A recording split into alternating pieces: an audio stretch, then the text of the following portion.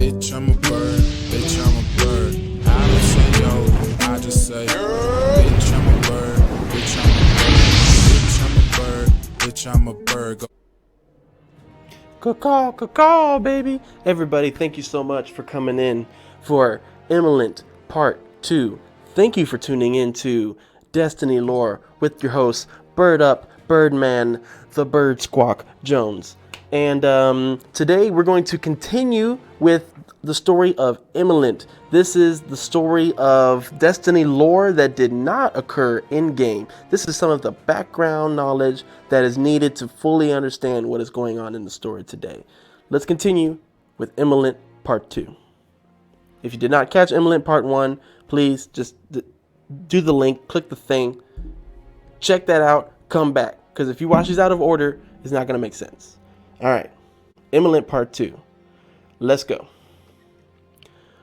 Immolant Part 2, Section 1, Born of Wrath. Huh? Sagira patches a strand of light into the jump ship's control deck as they tumble through the black drop, stars twinkling out beyond reach. Something's in the static out there. What is it? Osiris asks. Some kind of subspace transmission? Hang on. Sagira boosts the jump ship's comm receiver. It's Cabal. From... Osiris absent-mindedly pushes a sack of candy corn aside with his foot and leans forward. Somewhere outside the system. Some pretty heavy encryption at work, but there's a repeated phrase, a name. Kaidal? Oh my god, they're talking about Kaidal, y'all. Okay. How many Cabal leaders still vie for dominion atop Gaul's grave? Let them grind each other into the dust. There are responses from Nessus, the Reef, the EDZ. She's calling the Legion home, or no, back to her bosom? She wants them to capture Callus to prove their loyalty, but it sounds like the Leviathan is missing? Their bloody feud continues. If Kaidal is stirring up the Legion, the Vanguard will want to know their plans. One of the response signals is offering Kaidal tribute from somewhere near Sorik's Cut. Some other weird noise too. This message here, Osiris says and points to the on-screen readout of Sagira's scans. Kaidal sends an emissary to receive their tribute. The shore? We're not far behind, Sagira says. Eavesdropping or crashing? We'll hit them after the offering is made. I don't want the Cabal Empire to know we're tapping their communications. A horde of Cabal crowd into the Karud shelter, assembled from several decommissioned drop pods. Green light shines through the cracks.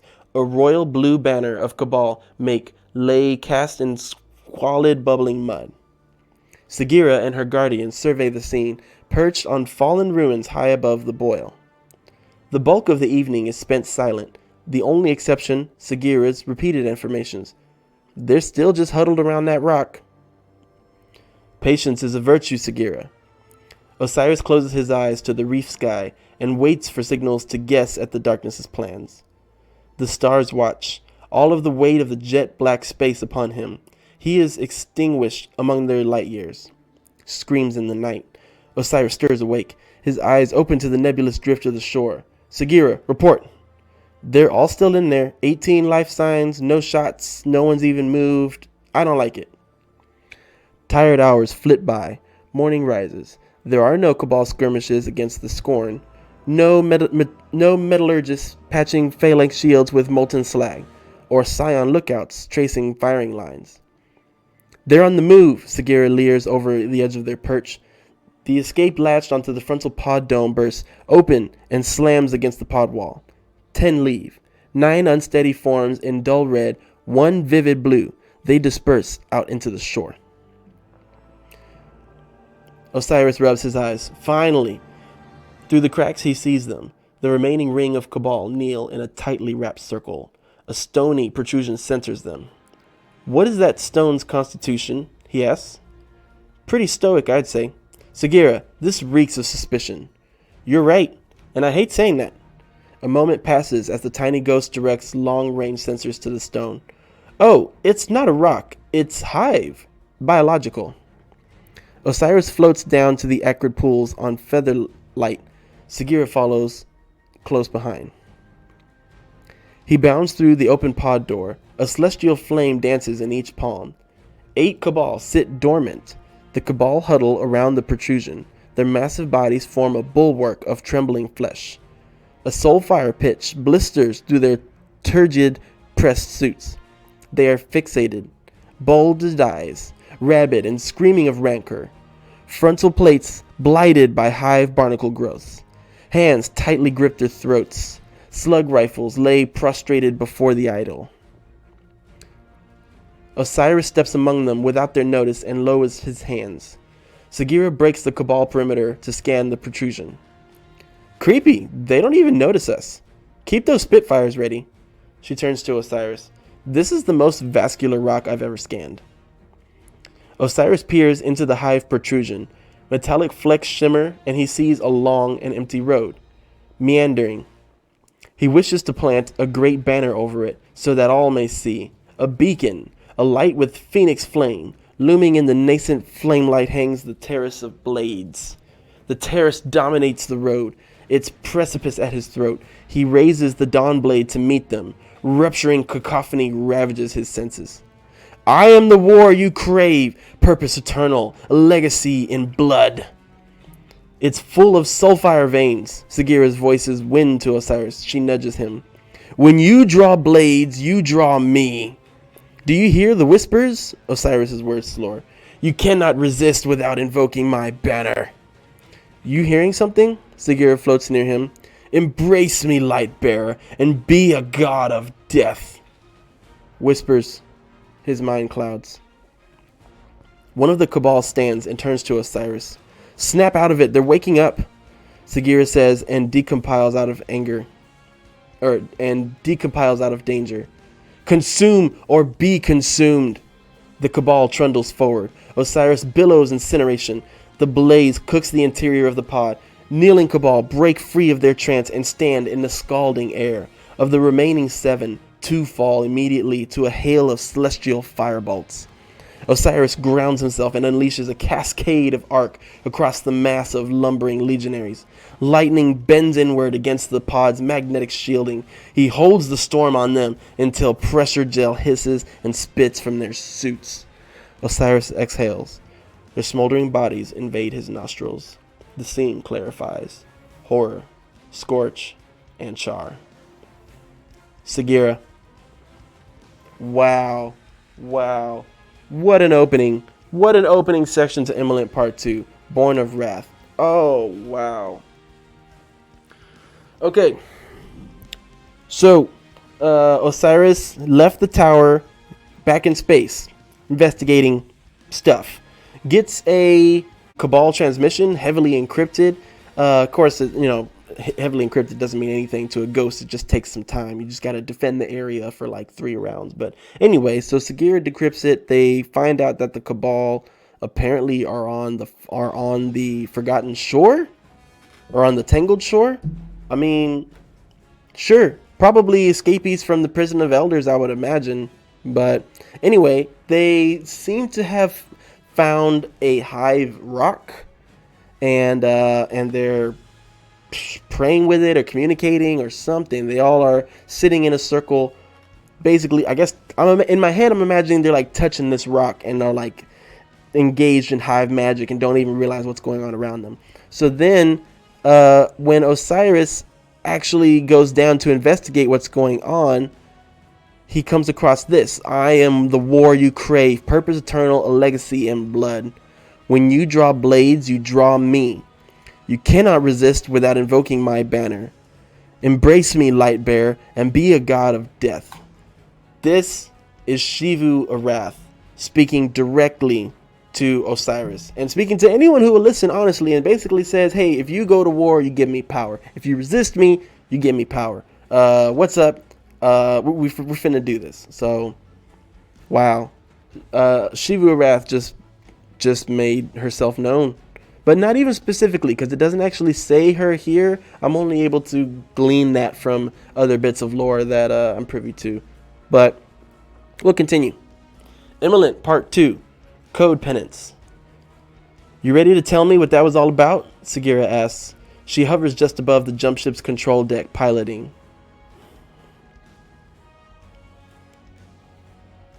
And then right after that is my favorite part right here.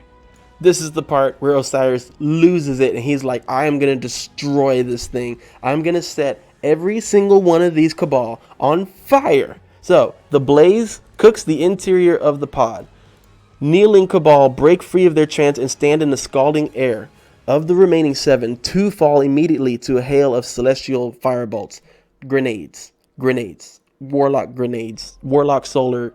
Don't get, you're dead. Then, after using solar, he switches subclasses to arc, switches to stormbreaker, and just burns that entire pod with arc electricity until they ooze out of their suits. Horror, scorch, and char. Yeah. Wow. Alright, Immolant, Part 2, Section 2. Code Penance. You ready to tell me what that was all about? Sagira asks. She hovers just above the jump ship's control deck piloting. I wish I could. I remember tracking Kaido's emissary, finding the Cabal, the night sky, then flame and rage. It took everything in me to push those thoughts from my mind. Osiris slumps in his seat. There is one clear memory. I felt the dark whisper that we have been chasing, like a needle in my spine. It must be at the root of all this. As his thoughts fixate on senescence, old iron words from the past ring in his ears. Soon the city won't need men like us, lone wolves, Osiris. We die. Make sure when your end comes, it's something worth your light. Okay, Sagira says. The concern is thick in her voice, but she buries it.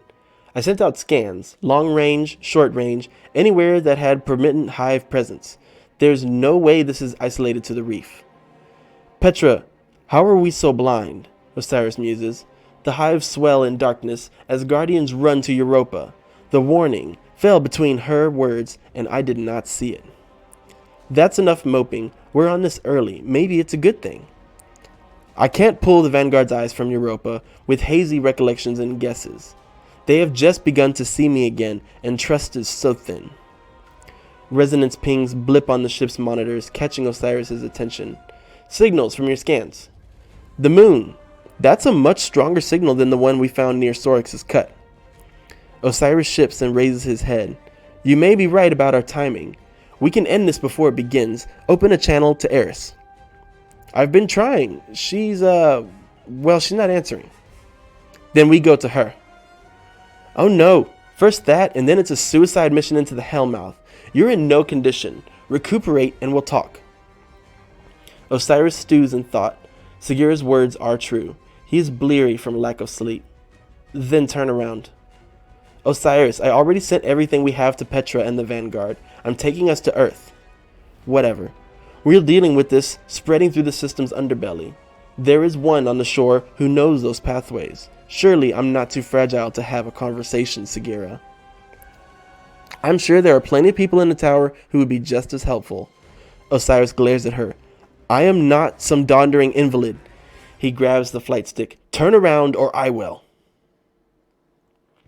The spider guy better have the answers, Sagira says. From what I've heard, it's just a matter of how persuasive we are. Osiris says and follows an Elixir associate through plum curtains and into the spider's abode. The massive dawn of the shore lounges before them. Welcome, most esteemed Osiris. Though you have not graced my chamber before, your reputation precedes you. Let me try that again, and let me try to do Spider's voice. Welcome, most esteemed Osiris. Though you have not graced my chamber before, your reputation precedes you. Spider trails his 8 fingers together as his voice breaks into a series of gaseous, staccato slips. The literature you sent me, very interesting, but behind the times. Spider chuckles. I already have top men working on these cryptoliths, but I'd never... What is it? Yes. Look a gift horse in the mouth. His associates rush around the edges of the room. Cargo exchanges hands at a frantic pace. Osiris follows their movements. A decorated associate approaches the spider and waits at his side. What is it, Ara? You know better than to interrupt our guest audience. Ara glances to Osiris before quickly speaking in Elixir. Spider slams down a meaty fist. Then go find it! Spider turns back to Osiris as Ara scuttles away. Apologies. Business interruptions in the aftermath of these. He gestures half-heartedly upward. Trying times. He stifles a cough and clutches at his ether rebreather. Cabal aren't the only ones having troubles, eh? Sagira asks and jets in front of Osiris. You know I speak Elixir, right? She plays snippets of Cabal distress missions and orders from Kaido's scouts to lock down encampments. She displays images of slaughter, graves, and empty Cabal fortifications. If it's hitting them this hard, your associates must be, what's the phrase, dropping like flies. Wise Osiris and his brilliant little light. Sagira, the duo corrects. Of course you are. I see no reason why this can't be a mutually beneficial partnership. Osiris steps forward. What matter do you need addressed, Spider, sovereign of the shore? Spider giddily laps up the title. I know the cryptoliths are of the hive. I know the broods here burn Oryx's banners. And I know his worm's skeleton, the one in Satum's rings, is awake. Spider throws forearms into a shrug. My jurisdiction ends at the banks of the shore, of course, but not yours. Oh, what? Okay, hold on. We're getting some real information here. So, Osiris basically puts together his memories of part 1 of Immolant, part 2, where y'all know what he did. And basically just remembers that there's some hive magic going on. And if anything knows about hive on the Tangled Shore, it's going to be the spider.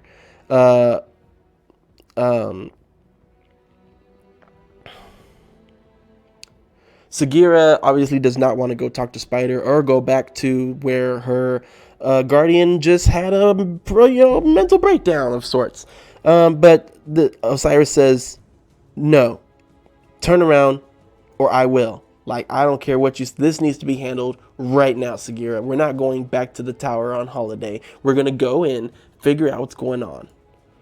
Goes and talks to the spider. Spider basically just says that Elixir and Cabal aren't doing so hot right now. And here, this at the end. I know the broods here burn Oryx's banners. I know his worm's skeleton, the one in Saturn's rings, is awake. So, Oryx's worm's skeleton. Which, isn't that the Dreadnought? Oh my, yeah, okay, we gotta keep going. Like, Oryx might not be completely out of the picture. Immolant, Part 2, Section 3. Dreadnought?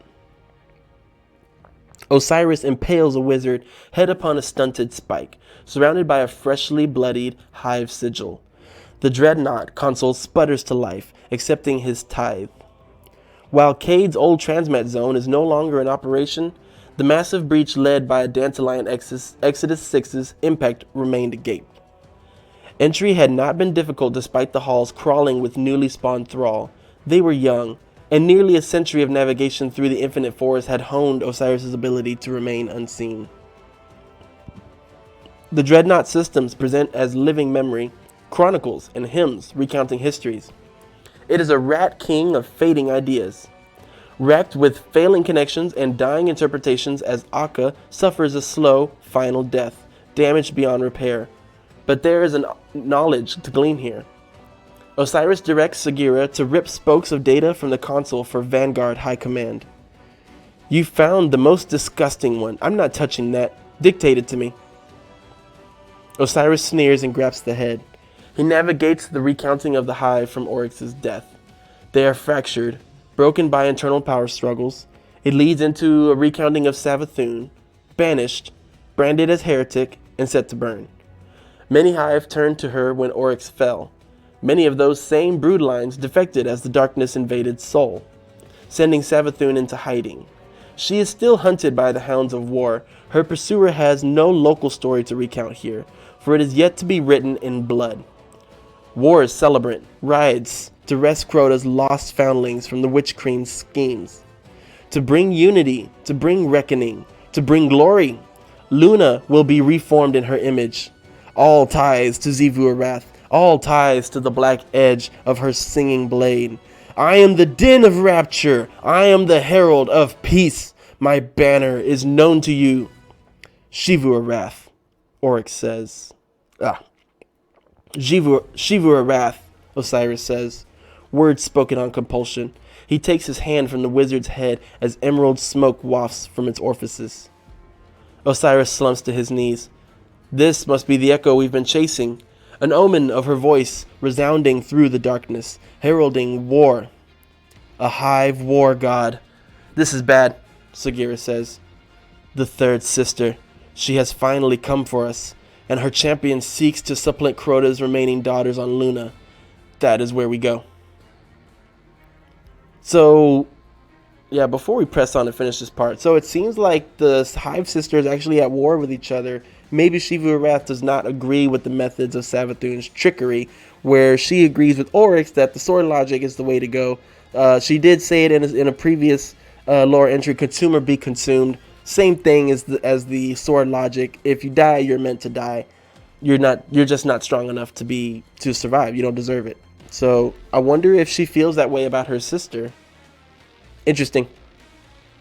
Into the chasm on Luna, they follow the trail of signals down into the enduring abyss, through the nightmares of so many. He stands at the face of it for what feels like hours, the great angular thing, the edge of night that plays behind his mind. Speechless? Sagira teases. Maybe they're not so bad. Her chuckle is thin. They press on. Osiris swipes away silken threads of webbing above the shadow of Luna's pyramid. Braziers illuminate a synod of witches and wizards deep in the chasm. All point in alignment towards a monolithic sigil of Xivu Arath set atop a cryptolith adorned in blades. Her will, projected from some far-off, unseen cosmic hollow. At the base of her visage, a monstrous knight, adorned with tapestries charred by scorching brands. There it is, Osiris whispers. Along with the entire scarred court? Sagira's voice cackles. Crota's remaining children and their spawn can be destroyed in one fell swoop. What is it with you and suicidal ideas? We can't transmat out of here, and they won't just kill you, they'll rip out your light, Osiris. They're all here, Sagira, in one place. You're worth more than a bunch of hive nobles. Wait for backup. Let me go topside and call for help. No, we stop this now. Halt her here. Osiris looks to the convocation below. It is decided. You can't just decide that. Osiris turns to Sagira. Go for help, but I can't wait for the vanguard. I'll see you soon with reinforcements. If you're going, I'm going. She decomplies safely beneath his armor. It is decided. Together they make war on the hive. Exactly what Xivu Arath wants, but, whatever. Solar wings combust from Osiris's back. In each hand he wields a blade of dawn. The calamity of his inferno sends hives scattering in every direction. Voshir and her two daughters, Yashra and Ajax, turn to confront the phoenix. They are ashen before their first incantations complete. He paints the scene apocalyptic. 15 noble brood are reduced to cinders before a defense is mounted. God dang, Osiris is powerful. Man, this is like a whole strike and he's soloing it. Oh no, this is like a 1080 Master Nightfall and he's soloing it with 2 Dawn Blades. We only get 1. He has 1 in each hand and he's flying around on wings. Oh man, this dude is powerful. Oh. Alright, let's keep going. Confront 15 noble brood or reduce to cinders before defense is mounted. Laughter like clashing swords. Osiris sails through the air as daggers of dark power whistle past him. Golden echoes split from his body to cut down fleeing hive and soak reprisals. Kynox, last daughter of Crota, scurries through the cracks between the rocks as her son Olgurin and his cohort of lesser knights raise shields to defend her. Osiris extinguishes a blade into his palm to form a singularity of void and hurls a nova bomb that consumes them. Oh man, all 3 subclasses, insane. With his other blade, He dives. He drives it into the ground, erupting a well of radiance surrounded by the phalanx of gilded echoes. Osiris can do it all. He can do it all. He is the best warlock that was ever alive. Hands down. Wow. With his other blade, he dives. He drives it into the ground, erupting a well of radiance surrounded by a phalanx of gilded echoes. Nobles shriek for their thralls to charge. Bolts of flame and arc tear through them as Osiris blinks through the void from one echo to another. Their advance breaks. He steps over their smoldering husks and turns the blade to their masters. Osiris revels in the slaughter. Zivu-Arath's sigil drinks in his fervor and the noble's deaths. Laughter like screaming fear. Her visage emboldens. The celebrant waits at the foot of Zivu-Arath's cryptolith, unburnt. Osiris's echoes reconvene on him. "Face me!" he exclaims and steps forward. Zivu-Arath's visage emits a shockwave that thunders through the chasm. It rips away Osiris's well and throws him across the stone floor. His back slams against the cliff face behind him. "What is this?" Shock punctuates the question. He pulls against an unseen force to no avail. "You burn offerings. I accept them." Zivu-Arath's will crushes the pressure of his light, seals the flame into his flesh, stakes the body to the stone on paralytic pins. Her image distorts in a concave canvas around him, the celebrant at its core. Shadows encroach, dousing the borders of his power. Osiris focuses his mind on the spark at his core. Flames billow from within. Countless gilded echoes ripple from him, testing Shivu's hold, pressing vulnerabilities. The sun seems to repel the shadow. He finds a moment, wrenches a hand free, and unleashes the reach of chaos. The beam of arc tears through Zivu's sigil. Soulfire shards rocket away as cracks forth through Zivu-Arath's projection. Unfazed, she does not relent. "Resist me, light bearer." Her will overcomes him, stronger than before. The celebrant steps forward. A massive cleaver dangles from its hand, weightless. The beast carves a rune into the stone on either side of Osiris, its eyes locked with his. It nods to him, and then turns to the sigil. All ties to Zivu-Arath, war dominant, endless. Its tone is soft, rap. All ties to Zivu-Arath, war dominant, endless. Its tone is soft, rasp, and suit. The runes kindle in harlequin gleam. "Osiris," Sagira's voice statics in his ear. "One of us has to make it out. Warn them." "I'm sorry, Sagira. Run!" His words are thin from duress. The celebrant drives its sword into the cliffside stone above Osiris's head. The cryptolith erupts in neon flare. "Die well, Osiris." The celebrant bows and withdraws from sight into Luna's depths. Wisps of light hemorrhage through his skin, trimmed in blood, drawn around the blade embedded above him as if it were a nosed pine spike. Sagira's voice is a whisper. "I'm not letting them take you. Your strength lives on through me. Give Saint my private drive." Osiris exhales and closes his eyes. He sees himself in a million permutations, each path, a life in glimpses. He takes what he can from them, not enough to savor, but enough to be immortalized in nostalgic haze. In one, he is a blazing warrior driving back the horrors of the longest nights. Another, a vigiled gargoyle atop the infinite forest. A grizzled elder overseeing keen disciples. In so many, he is dead. But there is one where Osiris finds happiness. He finds a time away from strife. He finds Saint. A dream of warm serenity, the peace to his purpose. With Saint, there is a future that could have been enough. So many unlived moments lost between calls to action. He wishes Sagira had not come to watch him die, his faithful companion, his guiding starlight, his hope, his humanity.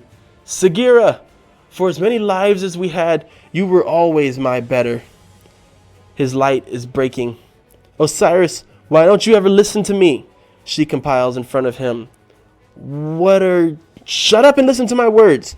Her iris is bright with light. There are great things still left for you. Don't lose hope in the darkness. She is luminant. Osiris breathes the word, as if he could hold it back. No. He would understand in time. She had seen it. Blinding light erupts from Sagira's core as she splits apart. A wave of light surges and tears across the chasm. Her sacrifice cleanses every trace of Xivu Arath's presence. The sigil erased. The cryptolith that supported her projection destroyed. Osiris draws breath. Alone. The aegis of Sagira's light stands strong in the shadow of the pyramid. For days. Shit. Oh, I wasn't ready. Don't tell me that I wasn't ready. How are you gonna kill Sagira in a lore entry? Oh man, I'm so glad I read this. To the people who don't read Destiny lore, all I want to say is please follow somebody who will read this stuff to you, because you are missing out on the greatest story. Oh man, that battle was insane. I could imagine so much. First of all, Osiris is hands down the most powerful warlock that ever existed. He can do all 9 subclasses. Or is it 3 classes, subclasses. Whatever. All 9 of them. In between, like just flipping back and forth. Freaking blinking in between enemies, and then switching to Nova Bomb, and then planting a Dawn Blade in the ground, creating a well of radiance, and then shooting a freaking Chaos Reach at the main enemy. Oh, it was... But honestly, I kind of want to think that this is it's because of these parts here. Laughter like clashing swords. Every time that Xivu Arath blatantly speaks to him, I think he's in some sort of war state of mind where he feels like he's resisting her, but he's actually doing exactly what she wants him to do, which is make her enemies stronger. Every time he kills off one of these little pawns, then the rook just gets that much more powerful and is able to do something you were not expecting. This was a really crazy lore entry, y'all, especially like Sagira's gone. But I'm so glad that they explained this, because in the actual game, they're just like, oh, Sagira's gone, that's it. And it's like, what happened? This happened. Osiris was... I don't know. Osiris was kind of corrupted, you could say, by the darkness. In a way that he's like, I have to go and wipe out all of Crota spawn right now. I have to go and wipe out every single one who is a seed of Oryx or came from the 3 sisters. I gotta kill everybody. I'm not taking any chances. But that's exactly what the darkness wanted him to do, what Xivu Arath wanted him to do. Her words are echoing through the darkness as well, so it really makes me wonder, what exactly is the darkness in relation to the hive? Because I don't think they are the darkness, or the proto-hive. I don't think they are the darkness. I don't think the pyramid ships are the darkness either. We'll get to it. Thank you all so much for tuning into this episode. I'm sorry it ran a little bit long. It was absolutely amazing. We have another lore episode coming at you real soon with a 2-drink minimum. Thank you much. Like and subscribe. I love you all. Caw. Peace.